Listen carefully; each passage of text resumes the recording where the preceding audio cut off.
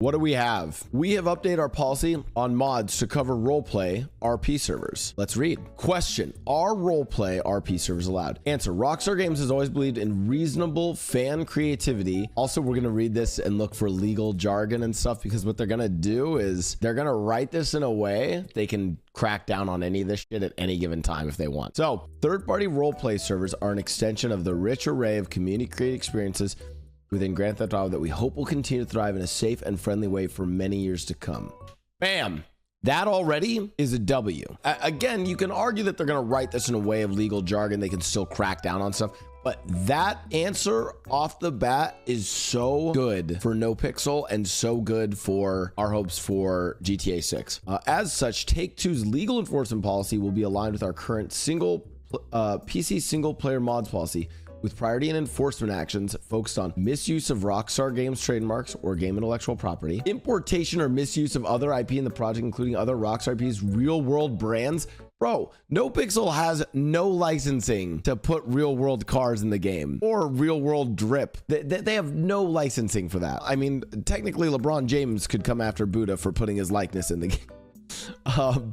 Right, like this one, all of the RP servers are in violation of. This is just a very broad generalizable statement. What is misuse of Rockstar Games trademark or Rockstar intellectual property, right? Like misuse of GTA IP, right? Their lawyers, and trust me, Take-Two has some good lawyers. Writing a phrase like the misuse of our IP, trust me, they can go back and find any number of misuses of their IP. It's like very, very easy. I'm gonna be honest with you. NoPixel violates like all of these. Almost all the RP servers violate these in some capacity. Commercial exploitation, including the sale of loot boxes for real-world currency or its in-game equivalent, the sale of virtual currencies, generating revenue via corporate sponsorships or in-game integrations, or the use of...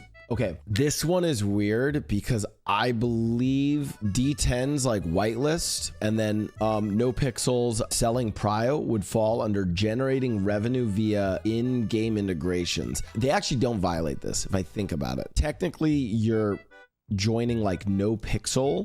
It's not in-game. It's outside of the game. NoPixel also sells currency in public. Oh. Well, making new games, stories, missions, or maps. I mean, this is literally DW's job. I mean, again, it all comes down. I mean, they also made Squid Game. Bro, they have killed this. This is crazy. The casino heist is modified, but I don't believe the oil rig exists. Editing maps, not making new maps. One thing you guys need to realize is there's what it says here and how well your attorneys can interpret that. If they wrote making new games, stories, missions, or maps, and you have Take-Two's attorneys and they look at all the stuff DW has done, who do you think's gonna win in terms of that interpretation? Interfering with our official multiplayer online services, including Grand Theft Auto Online, Red Dead Online. This is the key one, and this is probably why they don't care, because at the end of the day, NoPixel doesn't actually interfere with their actual services. This policy after reading it is very positive for NoPixel. They're talking about new stories that would be distributed to people to play in single player, not role play.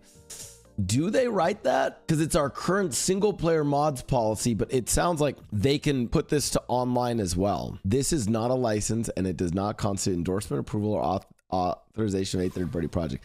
Take-Two reserves the right to reject any third-party project or revise, revoke, or withdraw this statement at any time in their own discretion. This statement does not constitute a waiver of any rights that Take-Two may have with respect to third-party projects. All right, what does all this mean? They are basically saying we are cool with RP servers and with you guys modding our content. We accept that these things exist, and we actually realize that it's probably mutually beneficial to us.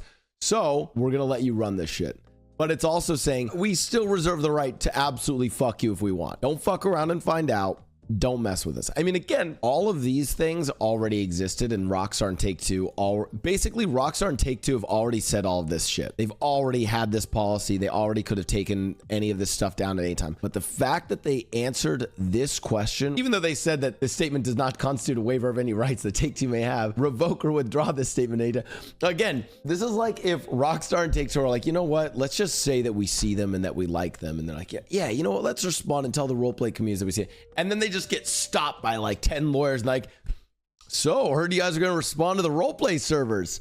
Mind if we help you draft that response? This is basically them just dotting their T's and crossing their I's, right? Like they want to make sure that they're still protecting their IP and holding all that shit down. But in general, it's a very, I know the rest of it reads really scary. In general, super positive, and this makes me feel really fucking good about GTA 6. Caden Az says, they make a ton of money from people who love watching GTA RP. I do not think they make a lot of money from people. Like, you guys need to understand something. Rockstar doesn't make shit from GTA RP. I know there's like this nebulous, oh, but XQC is playing GTA roleplay, which means people want to go play GTA Online, and maybe they'll play the casino highs, then maybe they'll buy and down. It's like, it's a lot of like, well, this has to lead to this, has to lead to this, has to lead to this, has to lead. It's like a lot of influence for it to occur, right?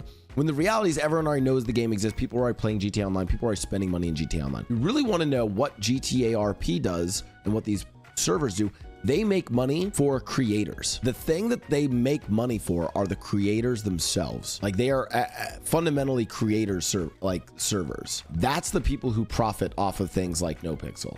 And obviously nopixel itself. Yeah, this would be a really interesting data project. I'd love to see GTA Online over the last like 2 years. Actually, even over the last like 3 years, maybe even back when like 2.0 was on the decline. I'd love to see how that correlates with the viewership of GTA 5, because we know viewership of GTA 5 on Twitch is RP. I'd love to see that correlated with GTA Online player base and spending, because I doubt there's much of a correlation. The RP community is already a small niche community and an even smaller niche community of Twitch. It says that you cannot create your own games, heists, etc. Okay. Chat, like I said, if you really want to read through the policy, and if you're wondering if nopixel or any other servers are in violation of the policy, and again, this is not me snitching on Han or Coil, and it doesn't matter what I say. At the end of the day, it matters what the lawyers in court say. If Take-Two's lawyers want to use that policy to shut down nopixel or any of the other roleplay servers, absolutely they can. They're in violation of those things out the wazoo. If you guys are like, oh my god, this is scary, then no, those policies already existed, chat. This message from Rockstar is good. It is good. If you love GTA RP, this is a good sign. This is them actually being more open and acknowledging of the community. And then just reminding them that they can fucking big dick them at any time. You think there's a possibility that Rockstar will start to charge RP servers using the game? And if they do, how it affects small RP streamers? I mean, what I would like to see happen is that Rockstar hosts their own, like Rockstar hosts the servers.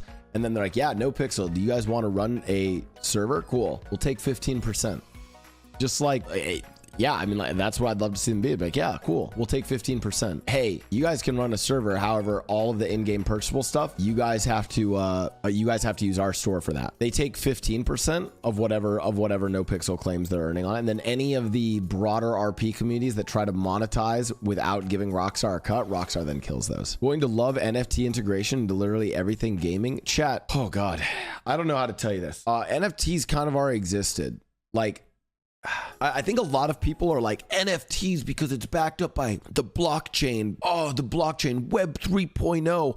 Oh, no one fucking cares. Okay, like honestly, do you really fucking care if your Vandal skin in Valorant is backed up on the blockchain Web 3.0, the fucking ledger over here? Or do you care if Riot's like, oh, yeah, you own that Vandal skin. We say you own that Vandal skin because we're Riot and we're just the company. You don't need some weird fucking blockchain to verify it. Who fucking cares? NFT, like, it's not NFTs. Like, the idea of just things that you own in a game, they don't need to be NFTs, but you already fucking own them. Okay, you want to know what I think Rockstar should do? If GTA 6, if their main focus is the single player, oh my God, GTA single player story mode, I think they're sorely misguided. I think their single player story mode just needs to be good enough. It needs to be like good enough. Doesn't need to be fucking Sony Santa Monica level, like we're gonna fucking one up God of War every year. No, it doesn't need to be that. It needs to be good enough. Like if I'm in charge of strategy at Rockstar, I'm like, holy shit, GTA 6 is Rockstar and Take-Two's metaverse. Just like Fortnite is the metaverse for Epic Games, this is going to be one of our metaverses that we launch. And we're going to start doing crazy collabs with brands and stuff, because guess what? Brands don't fucking care that it's GTA anymore. Yeah, like 20 years ago, violence in video games, Grand Theft Autos turning people into bank robbers and shooters, and no one cares about that shit anymore. Brands would happily partner with GTA. They don't give a fuck about that. Raxa disagreed GTA is a notorious solo player game.